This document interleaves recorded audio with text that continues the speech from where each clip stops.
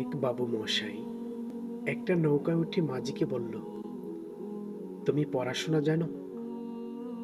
মাঝি বলল, না মশাই, পড়াশোনা করার সুযোগ হয় নাই। তখন বাবু মশাই বলল, তাহলে তো তোমার জীবনের 12 আনাই মিছে। হঠাৎ সমুদ্রে প্রচন্ড ঝড় উঠল। বাবু মশাই তো কাঁপতে শুরু করলো। তখন মাঝি বলল, আপনি সাঁতার জানেন? তখন বাবু মশাই বলল, না আমি সাঁতার জানি না। তখন মাঝি বলল, তাহলে আপনার জীবনের 16 আনাই মিছে। গল্পটা বলার উদ্দেশ্য হলো,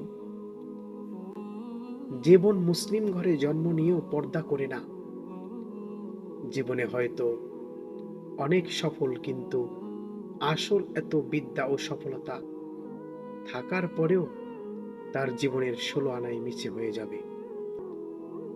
তখন হাসরের মাঠে কঠিন সময় আসবে। তখন সে নিজেই বুঝতে পারবে তার এত সফলতা 1 আনাও দাম নেই। আর জীবন হয়তো দুনিয়ার জীবনে এত সফল না, কিন্তু আল্লাহর দেওয়া বিধান পর্দা করে চলতো, তার দাম আল্লাহর কাছে সবচেয়ে বেশি। সকল বোনদের কাছে আমার একটাই চাওয়া, আসুন আমরা পরিপূর্ণ পর্দার আবরণে নিজেকে ঢেকে রাখি। ইনশাআল্লাহ পরকালে চূড়ান্ত সফলতা আমাদেরই হবে।